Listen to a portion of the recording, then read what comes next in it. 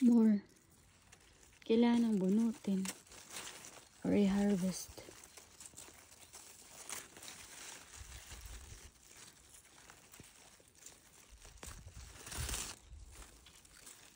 Kasi nga daw nagiging dito kapag nag-stay. Yan. Tapos palitan ko na lang ulit. Alam niyo ba na may allergy din ako dito? Nagko-cross allergy yung pollen dito.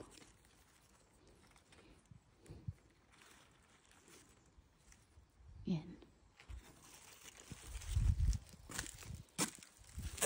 Meron pa dito ba? Okay. Hindi pa masyado. Ayun, medyo malaki.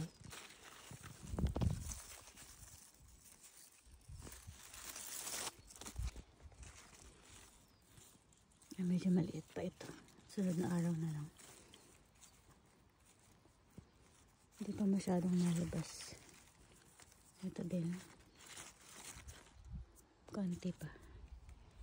Oh, medyo madami yung aking nakuha ngayon.